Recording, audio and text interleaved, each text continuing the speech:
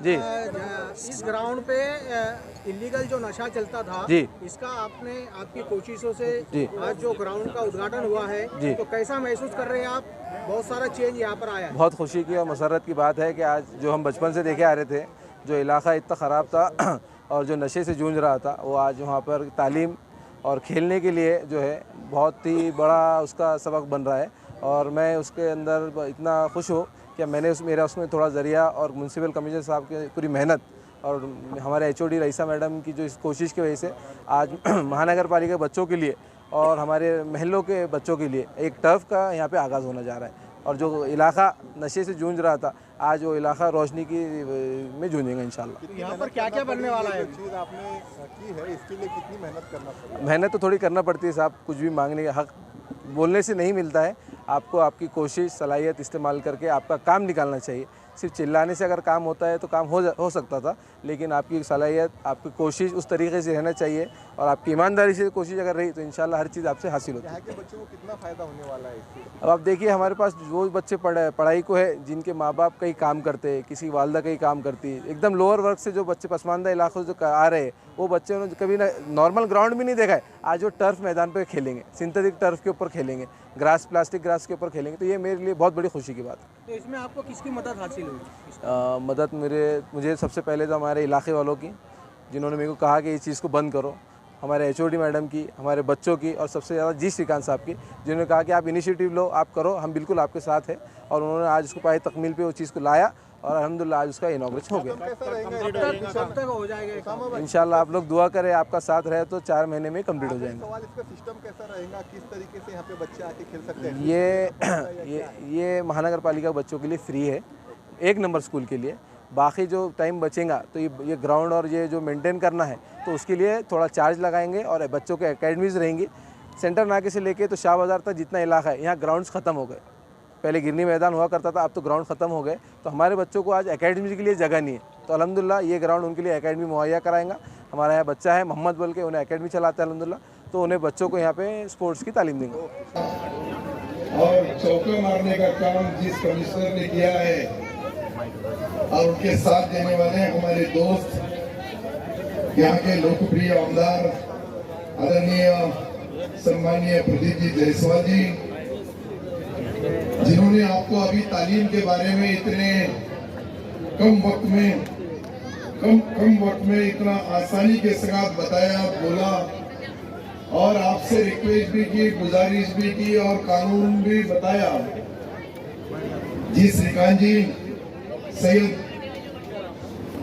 ओसेमा, रंजीत पाटिल, अविनाश जी देशमुख, गणेश जी दांडगे, अंकुश जी Pandey, Arpana थेटेताई, Farooq Khan, rice Khan, Labbu भाई, शकूर खान, सयाजी वाग, शरफुद्दीन भाई सिद्दीकी, मुजफ्फर सिद्दीकी, सबके नाम लेना जरूरी है, पर सभी भाई दोस्तों 2 बजे से सब बच्चे और यहाँ के जिम्मेदार, लेकिन मैं भी सवेरे 7 बजे से सोएगांव से निकला हूँ और सोएगांव से कंटिन्यू प्रोग्राम करते करते सिल्लोड और यहाँ भी शहर के महानगर पालिका की आरावा बैठक, महापालिका में पानी के लिए कितने दिन में पानी आएगा, कब तक यहाँ के शहर वासियों को पानी मिलेगा, ये सारी चीज मैं 5 दिन पानी नहीं था उसकी भी मीटिंग जी श्रीकांत जी से लिया हूँ और ये सारी मालूमात लेने के बाद यहाँ आने में थोड़ा वक्त लगा। मैं इसलिए तमाम हमारे यहाँ के स्टूडेंट, यहाँ के जिम्मेदार, यहाँ के टीचर, मुख्याध्यापक, इन सबसे माफी चाहूंगा। अभी और 4 प्रोग्राम है, शहर में भी है, पूरा महाराष्ट्र भी चलाना पड़ता है, सिल्लोड को भी देखना पड़ता है, क्योंकि वहां से बटन दबाने वाले अपने साथ है कि नहीं, वो सवेरे फजर की नमाज से लेके तो ईशा के बाद,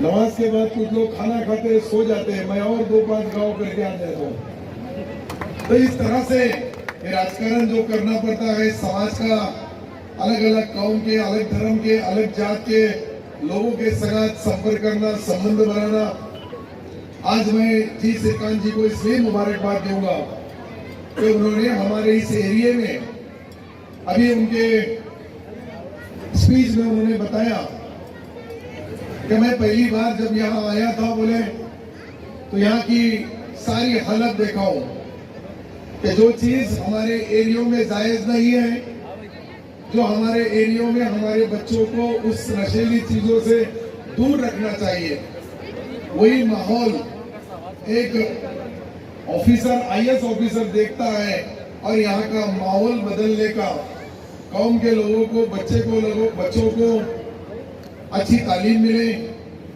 अच्छा तालीम के साथ अच्छे ग्राउंड मिले, अच्छे गेम खेले जाए, ये सब उन्होंने जो सोचा है, उसी वजह से आज मैं देख रहा हूं कि मैं शहर में 5 उद्घाटन किया हूं, कोई भूमि पूजन किया हूं, कई जगहों के ऊपर लोकार्पण किया हूं।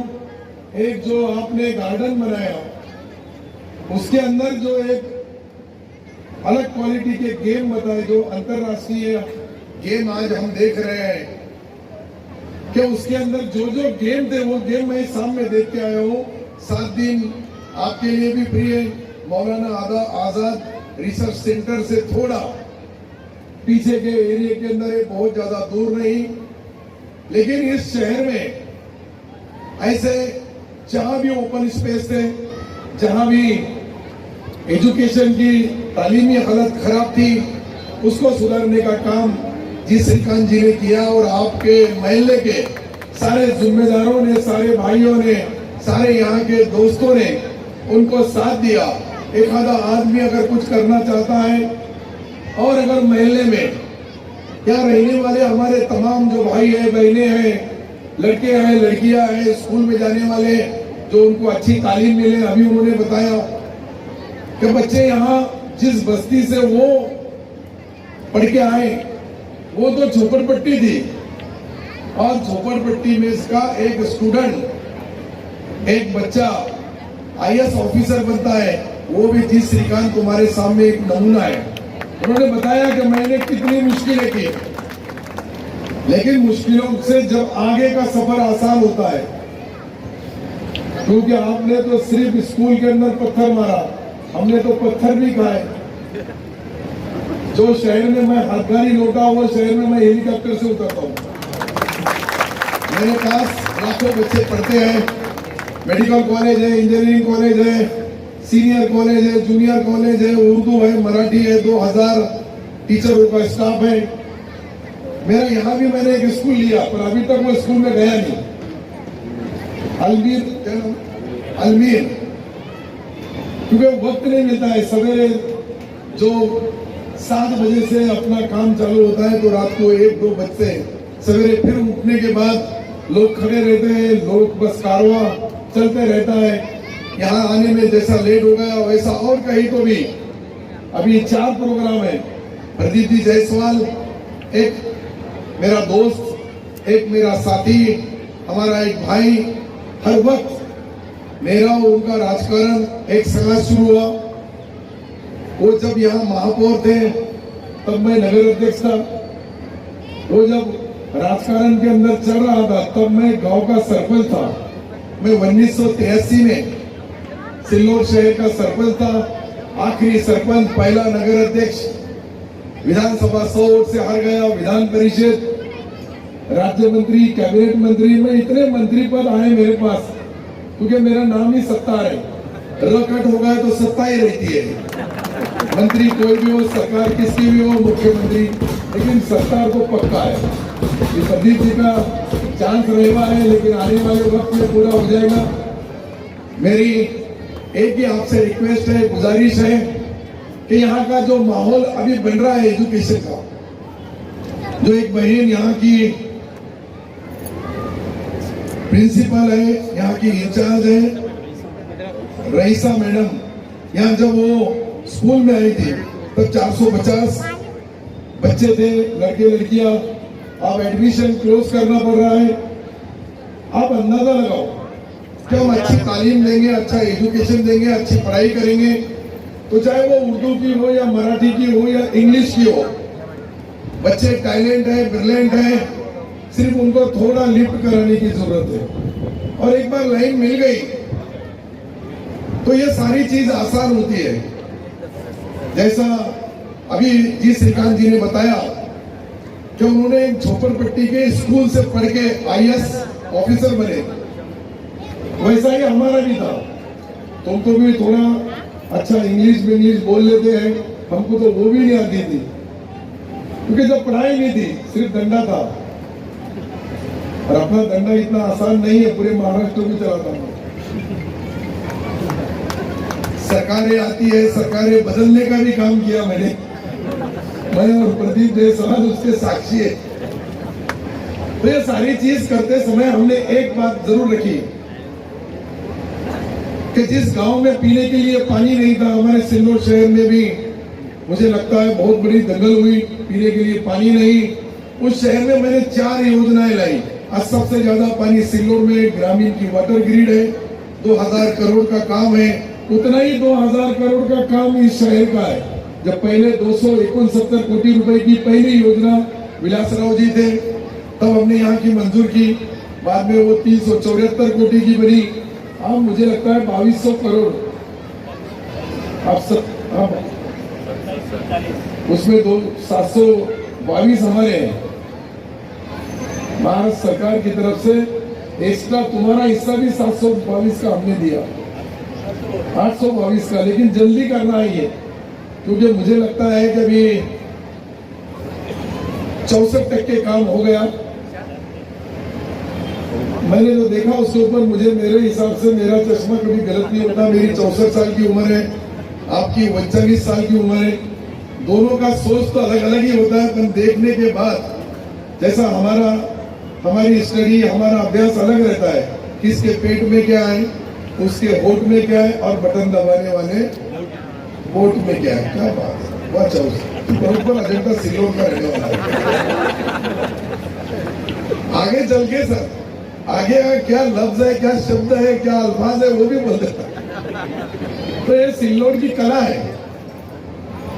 मैं जो चुनाव क्षेत्र से चुन गया था प्रदीप जी, वहाँ 3,20,000 हिंदू भाई है, 60,000 मुसलमान है, पर हर वक्त मैं 25,000, 30,000, 40,000 से आसानी से जीत लेता। इस बार 1,40,000 की लीड रहेगी। तुमने लिख लेना, पहला ब्रेकिंग न्यूज अपना ही रहेगा महाराष्ट्र में। फिर मेरे बाद मेरे दोस्त प्रदीप जी का रहेगा। यहाँ के लोग ऐसे ही, एक तो देते भी, दिला भी देते, और जो नहीं देता उसका पता भी बता देते कि कौन आपको देने वाला नहीं, उससे सगात क्या करना है आप कर दो। नहीं, मरने से पहले पेशेंट को दवा, गोली, इंजेक्शन, सलाइन, या बस अगर वक्त आ गया तो उसका बाईपास भी करना पड़ा तो करना पड़ता है। ये राजकारण है। ये राजकारण में शहर हमारा इतना अच्छा, इतना सच्चा शहर है। यहाँ मेरी और जी श्रीकांत जी की, और मुझे लगता है प्रदीप जी भी थे और इम्तियाज जलील साहब थे। मैंने इनसे एक मीटिंग लिया कि ये खास मैदान जो है, यहाँ एक इंटरनेशनल, एक दुनिया के अंदर अच्छा देश में जहां भी फुटबॉल ग्राउंड है, तो हमको एक दोस्त ने बताया कि इटली में सबसे ज्यादा है। फिर हमने इटली की कंपनी से कांटेक्ट किया मैंने, और एक अच्छा स्टेडियम मुझे लगता है कि ये महीने भर में उसका काम आसानी के साथ शुरू एक बार हो गया, और वो इंटरनेशनल स्टेडियम बन गया। वो जागतिक लेवल का, जैसा अभी कमिश्नर साहब ने बताया, उसको हमने मंजूरी दे दी, क्योंकि मेरा डिपार्टमेंट माइनॉरिटी है। दूसरा, अभी एक ने जो गिरनी की बात बताई, गिरनी ग्राउंड, उसका भी मंत्री मैं हूँ, वो पनन विभाग में आता है। आपकी स्टडी पनन के बारे में, पर वो कैसा है कि वो किसको मालूम नहीं पड़ता है। पहले सिर्फ मेरे पास पेरनी का काम था, अब सोंगनी, उसकी मार्केटिंग करना और किसान का फायदा करना, ये सारी जो चीजें हैं। अभी कुछ भाइयों ने बताया डीपी प्लान, तो यहाँ के डीपी प्लान में बहुत मुश्किल है। कई घरों के अंदर से रोड जा रही है, कई रोड जो बना हो रहा है उसके लिए भी अच्छा काम, जो आप सोचते हैं जितने निवेदन आया प्रदीप जी, मैं जी श्रीकांत जी और हम सब लोग बैठ के वो प्लान लेके और सीएम साहब के पास बैठ के, कोई किसी का घर नहीं टूटेगा, किसी के घर के ऊपर बुलडोजर नहीं चलेगा, लेकिन रास्ता अच्छा बनेगा, पीने का पानी अच्छा रहेगा और जो प्लान में थोड़ी बहुत गलतियां, दुश्वारियां, मुश्किलें है वो आसानी से दूर कर देंगे। मैं 6 महीने से ये माइनॉरिटी डिपार्टमेंट चला रहा हूँ, 10 महीने से मुझे लगता है। 10 महीने के बाद जो जो काम हुआ, पहले हमारा मौलाना आजाद फाइनेंस कॉर्पोरेशन ये 30 करोड़ का था, मैंने उसको 500 करोड़ रुपए किया है। जो हमारा 50 करोड़ रुपए हमारे माइनॉरिटी के बस्तियों में रोड, रास्ते, वहाँ का डेवलपमेंट करने के लिए लगता था, उसके अभी 500 करोड़ का उसका बजट बनाया।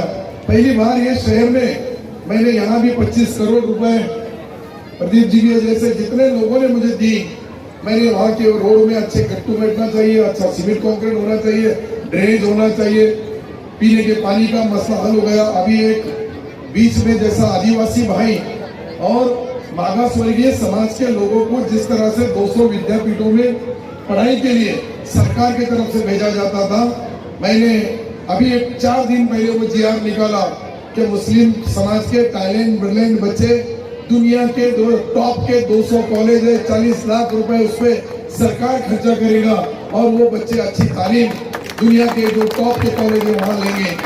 ये भी एक फैसला एक बहुत बड़ा हुआ है। हमारे माइनॉरिटी के लोगों की एक डिमांड थी कि जैसी सारथी है भारतीय वैसी मार्टी होना चाहिए, उसका भी जीआर निकल गया। अब मार्टी के ऑफिस का यहाँ मैं इनॉग्रेशन करने वाला हूँ, कमिश्नरेट बना दिया मैंने। जो माइनॉरिटी का कमिश्नरेट हिंदुस्तान के कोई भी सूबे में नहीं है, वो महाराष्ट्र में बनाने का काम हुआ।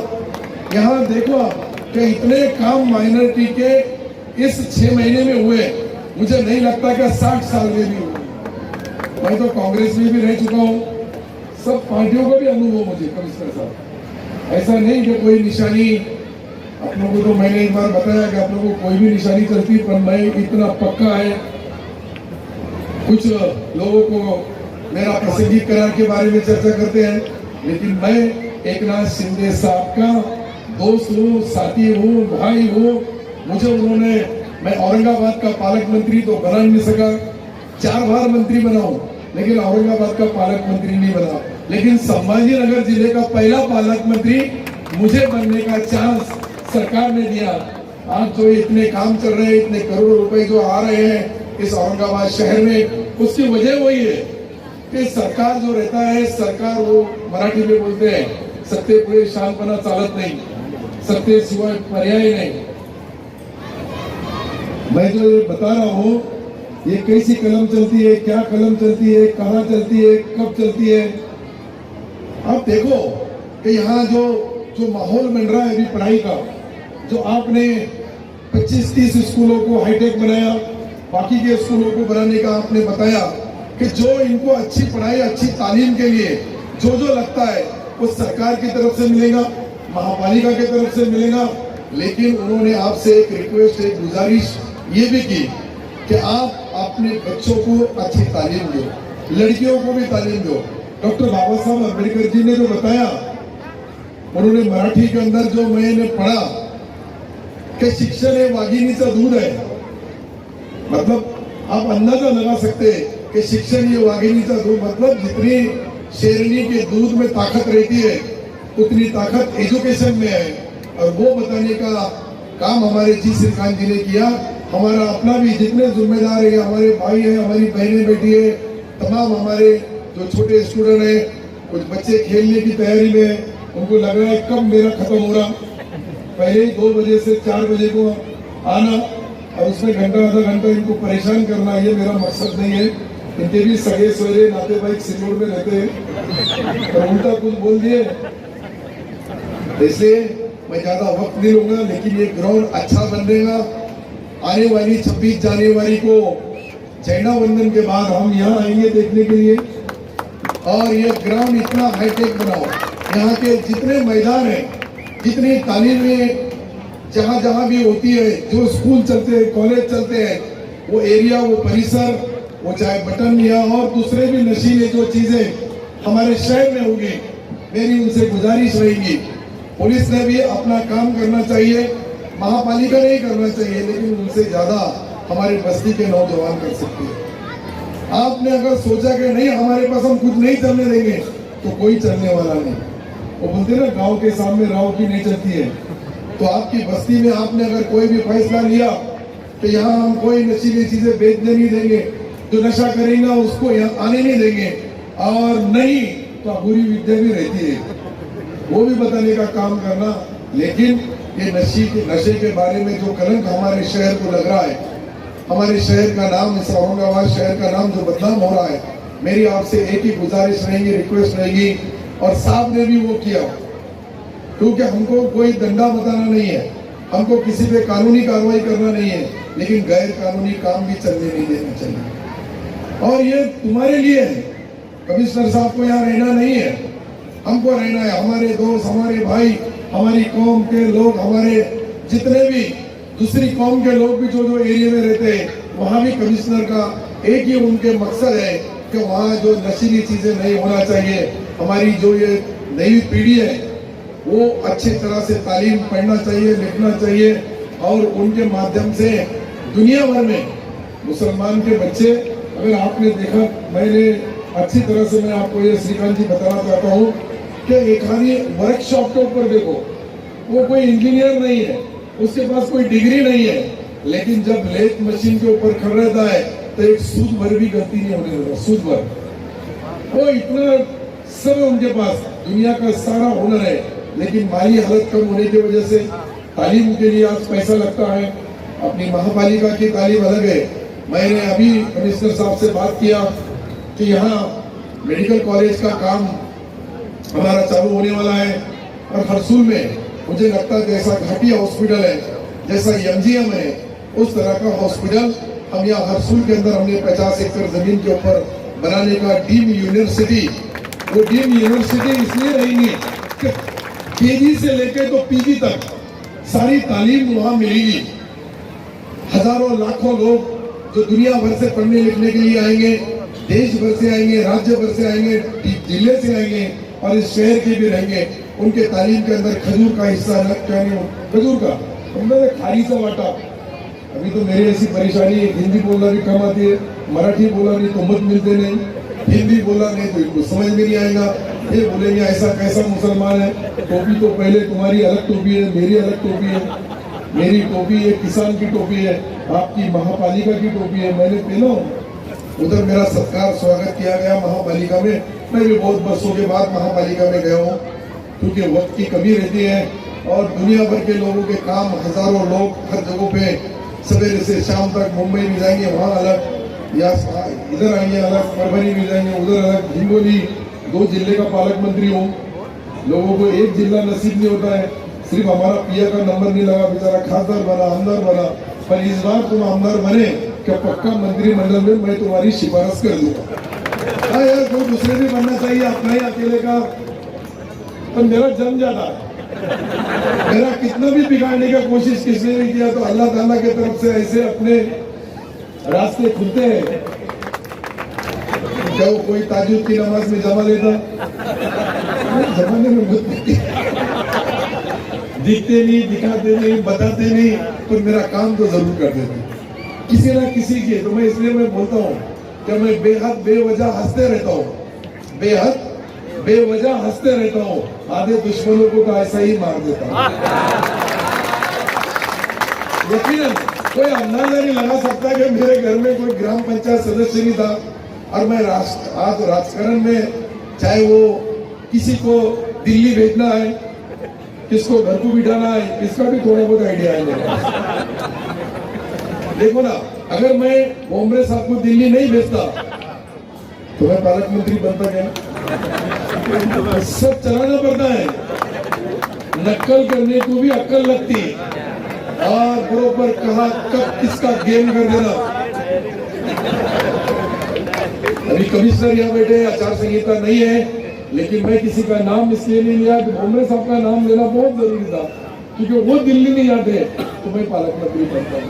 और मेरी आत्मा भटकते रहती थी इस औरंगाबाद शहर के आजू-बाजू कि मुझे पालक, इतने डिस्ट्रिक्ट का पालक मंत्री बना हूँ, राज्य के अलग अलग खाते, 17 विभाग, 17 डिपार्टमेंट मैंने चलाया, मैंने इतने डिपार्टमेंट चलाया, महसूल से लेकर ग्राम विकास, बांधकाम होगा, चाहे फिर हमारा जो कृषि विभाग, उसके बाद आज पनन विभाग, जरूर गिरनी की बात बताई, वो गिरने को भी आप प्लान बनाओ क्या करना चाहते हैं गिरनी की जगह पे। वो जगह अगर कोर्ट कमिश्नर भी होगा तो कोर्ट को हम सच्चाई बताएंगे, और वो जगह आप महापालिका के लिए क्या डेवलपमेंट के लिए लगती है वो भी देंगे। आपने जो एक दुनिया का अच्छा गार्डन बनाने का फैसला किया है, मुझे लगता है वो 27 एकड़ में नहीं बनेगा, लेकिन अपना जो कृषि विभाग की जमीन है, हिमायत बाग की जमीन 100 एकड़ से भी ज्यादा है, बहुत ज्यादा। 100 एकड़ तुमको देंगे, 100 एकड़ उनको रखेंगे, 200 कुछ एकड़ जमीन है, तो 100 एकड़ के अंदर अच्छा अगर वहां हमने हाईटेक गार्डन बनाए, दुनिया का सबसे टॉप का गार्डन कहीं होगा तो अपने शहर में होना चाहिए। वो जो आपने कंसेप्ट जो दिल में एक तुम्हारी जो इच्छा व्यक्त की फुटबॉल होना, मैंने दे दिया। तुमने अभी तक जो मांगे वो दे दिया मैंने। अभी नारे गांव के अंदर एक अच्छा उर्दू घर बनाना चाहता हूं मैं, उर्दू घर के लिए जमीन दो, आप जहां भी जमीन देंगे उर्दू घर के लिए, वो उर्दू घर को 15 करोड़ रुपए मैं मेरे तरफ से, मेरे डिपार्टमेंट की तरफ से दूंगा, और महापालिका के स्कूल के बच्चे वहाँ कंप्यूटर होगा, वहाँ दुनिया की जो तालीम होती है वो वहाँ पढ़ी जाएगी। आप जो भी जगह देंगे, ऐसी जगह अगर रही और अगर यहाँ बनाना चाहते तो मैं यही कल मंजूर कर देता। ग्राउंड तो बनते रहेंगे, खेलते रहेंगे, आते रहेंगे, लेकिन एक ग्राउंड ऐसा रखो कि जहाँ अच्छी तालीम है। वहाँ उर्दू घर का मकसद ऐसा है कि वहाँ सबसे ज्यादा अच्छी जो दुनिया की तालीम है वो उर्दू घर में होती है। उर्दू घर का कंसेप्ट अलग है, और लोग उसको उर्दू, एक जमाने में उर्दू राष्ट्रीय भाषा थी, पूरे देश में बोली जाती थी, लेकिन आज उसको देखने का, सोचने का तरीका बदल गया।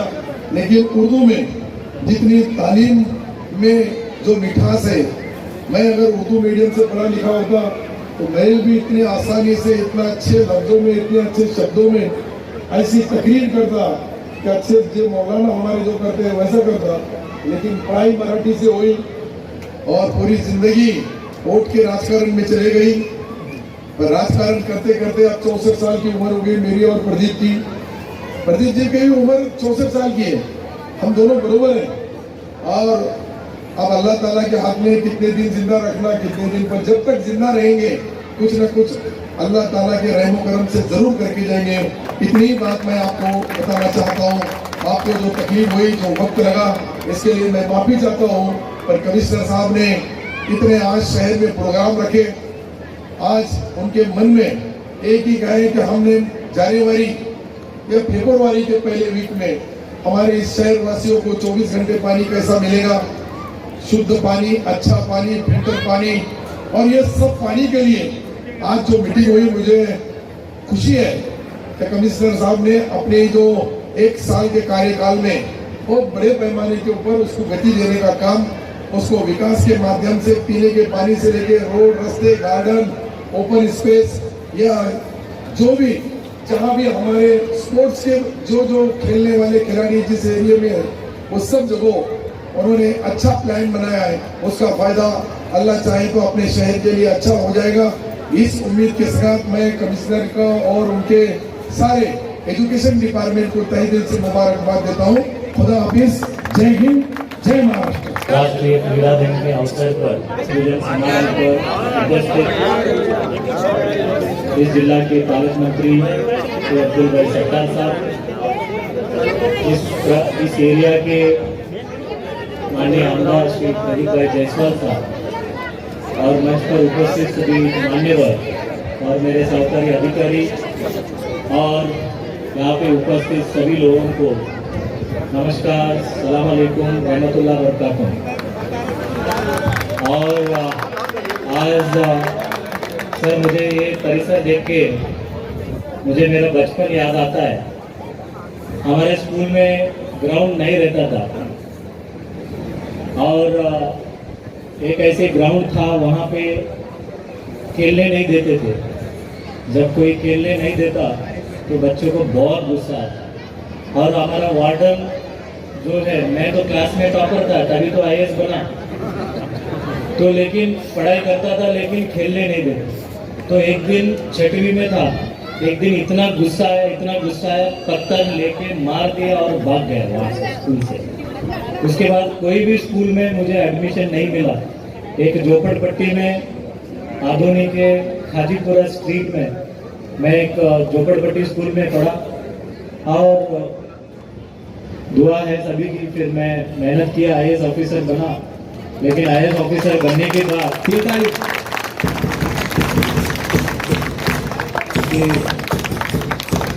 लगा कि मेरे जैसे बच्चे बहुत सारे होंगे जब IAS बनने के बाद। हर जगह अच्छी इंफ्रास्ट्रक्चर खड़ा करना चाहिए, अच्छा ग्राउंड खड़ा करना चाहिए।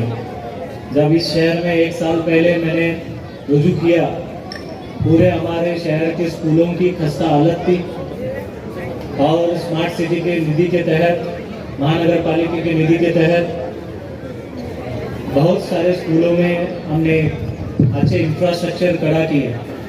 लेकिन एक बच्चे को लगती है एक अच्छा ग्राउंड।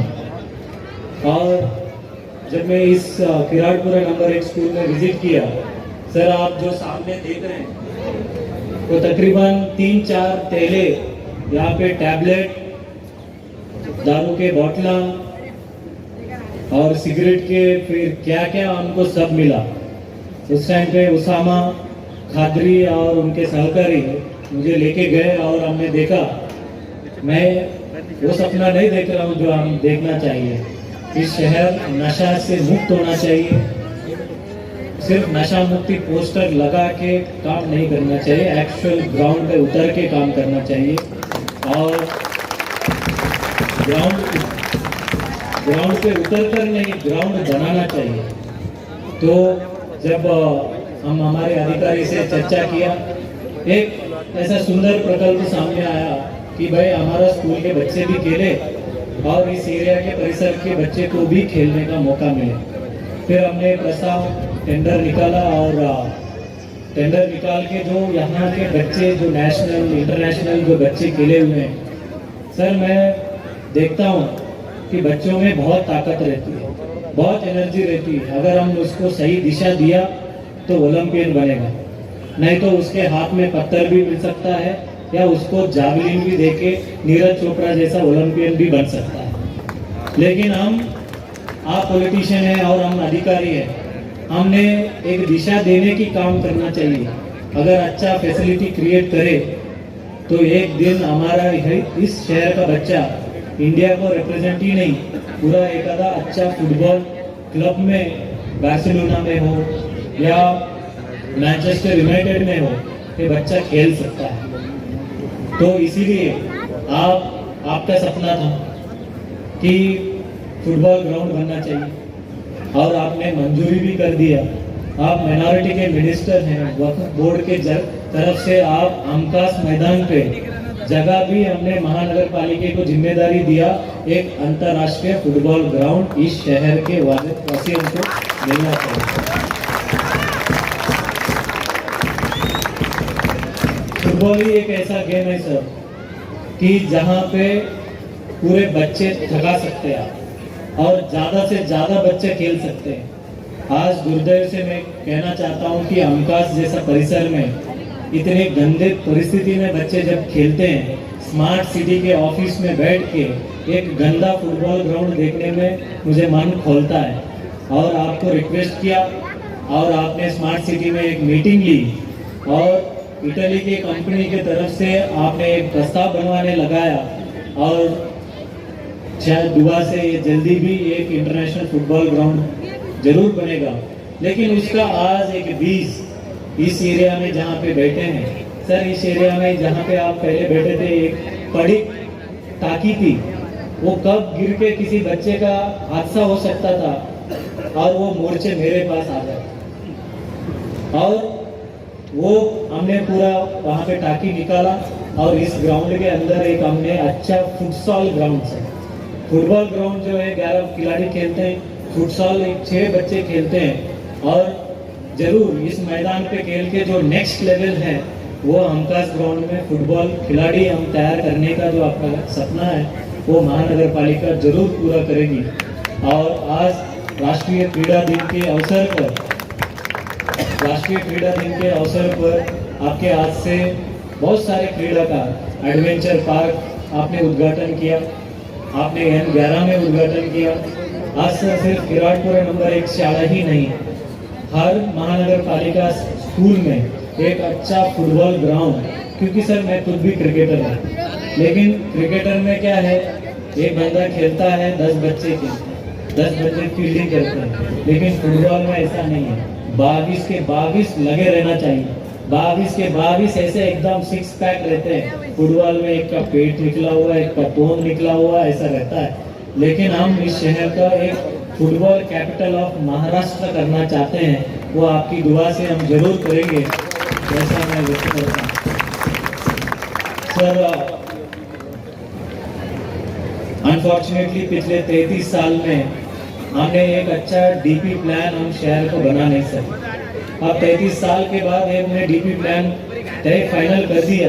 जो छोटे मोटे गलती हैं वो ऑलरेडी माननीय मुख्यमंत्री साहब ने बोल दिया, सभी आमदारों से निवेदन लेके जिस एरिया में जो घरों में जा रही है वो तो निकाल ही देंगे, वो तो सीएम सर ने मंजूरी कर दिया। लेकिन सर एक गिरनी एक मैदान है गिरनी का, यहाँ पे बहुत बड़ा मैदान इस वासियों को हो सकता है। और मैं देखता हूँ जब ऑफिस छूट के कभी मूवी देख के आता हूँ 10, 11, 12, 1 बजे सिर्फ रास्ते पे टहलते रहते हैं। रास्ते पे टहलने से अच्छा ये सब जो युवा वर्ग हैं मैदान में पसीने से नहाना चाहिए, और इसके लिए एक अच्छा मैदान जो यहाँ पे गिरनी का एक मैदान है, वो मैदान अगर हमको मिल जाए और आप राज्य शासन की तरफ से पाठपुरावा कर ले, कॉर्पोरेशन वो जिम्मेदारी उठाने के लिए तैयार है, और वो जिम्मेदारी से एक अच्छा इस एरिया में और एक बड़ा मैदान हम बना के इस एरिया के लोगों को फिट रह सकते हैं। फिजिकली, मेंटली, स्पिरिचुअली फिट रखना एक हमारा जिम्मेदारी है। स्पोर्ट्स डे के निमित्त आपने इस आज की जो भूमि पूजन किया, आप बहुत आपकी प्रोग्राम पूरे सवेरे से साईगांव से आप आ रहे हैं, अभी भी आपकी एनर्जी है, तो आपने बहुत आपकी मुश्किल वक्त से हमको टाइम दिया। इसलिए छत्रपति संभाजी नगर शहरवासी और विराटपुर नंबर के एक स्कूल के सर दोपहर से 2 बजे से खड़े हैं, लेकिन उनकी एनर्जी आप देखो, अभी भी वो इतने तंदुरुस्त है, इतने फिट हैं, और 4 महीने के अंदर यहाँ पे ग्राउंड बनेगा और पूरे बच्चे, एक भी बच्चा मुझे आपसे नहीं चाहिए। हमने हर बच्चे का अटेंडेंस टीचर लगते हैं, और जो बच्चा नहीं आता है और उस बच्चे को माँ बाप को हम फोन करते हैं। और विशेष करके जो महिला मुली आहे 7वीं के बाद और 8वीं के बाद जनरली बच्चे को भेजना बंद कर देते हैं। हम यहाँ से ऐलान करना चाहते हैं, जो बच्चे को 7वीं 8वीं के बाद विशेष करके लड़कियों को अगर नहीं भेजेंगे, मैं उस माँ बाप को जो बच्चियों को स्कूल नहीं भेजते, उस माँ बाप को मैं जेल के अंदर डाल दूंगा। क्योंकि राज्य घटना में बोला हुआ है, हर बच्चा को स्कूल में पढ़ाना जिम्मेदारी माँ बाप की है, और आज आयुक्त प्रशासक या नाता ने एक क्वालिटी एजुकेशन देने की जिम्मेदारी है। सर ये राय साहब मैडम है, इन्होंने इतनी मेहनत करती है। पिछले साल इसमें सिर्फ 450 बच्चे थे, अब इस बार हमने एडमिशन क्लोज करना पड़ा कि हमने अभी एडमिशन हम नहीं ले सकते, क्योंकि एक क्लास के अंदर 40 के बच्चे के ऊपर हम एडमिशन नहीं दे सकते, और अभी उनकी डिमांड होगी और एक्स्ट्रा खोली बनाना है, और हम इस साल वो एक्स्ट्रा क्लासरूम बना के इस एरिया को एक अच्छा मॉडल स्कूल और बेस्ट स्कूल बनाने की हमारी तैयारी है। सिर्फ आपसे दरख्वास्त है, आपके बच्चों को अच्छे से अच्छे तालीम दें, भले उर्दू पढ़ाए, उर्दू के साथ साथ अंग्रेजी मराठी पढ़ाइए, ताकि आपके बच्चे सिर्फ इस शहर पूरता मर्यादित नहीं, पूरा वर्ल्ड जीतना चाहिए। इतने कौम तो करेंगे क्या, 140 करोड़ है, 140 करोड़ की पूरा वर्ल्ड को हम कैटर कर सकते हैं। अच्छा स्किल एजुकेशन देके पूरे वर्ल्ड की रिक्वायरमेंट इंडियंस है, एक स्किल एजुकेशन और बेस्ट एजुकेशन से हम पूरा वर्ल्ड में अपना झंडा फड़का सकते हैं। इतना मैं एक्सपेक्ट करता हूँ। फिर से एक बार मैं कॉन्ट्रैक्टर को ताकीद दूंगा, जनवरी 1 को हम फिर से इसका ग्राउंड का उद्घाटन के लिए, लोकार्पण के लिए हम आने वाले हैं। और बेहतर से बेहतर ग्राउंड यहाँ पे बनाना चाहिए और यहाँ की स्पोर्ट्स टीचर को बताना चाहते हैं कि हर एक बच्चा को खिलाओ, पसीना से नहला के घर भेजो, पसीना से नहला के घर भेजो, नहीं भेजेंगे तो तुम बहुत मुश्किलात में रह जाओगे। इसलिए मैं फिर से एक बार टाइम निकाले आपने माननीय आमदार साहब, माननीय कालाचंद्री साहब इस जगह पे आए, भूमि पूजन किया, मैं बहुत बहुत शुक्रगुजार हूँ। जय हिंद, जय महाराष्ट्र।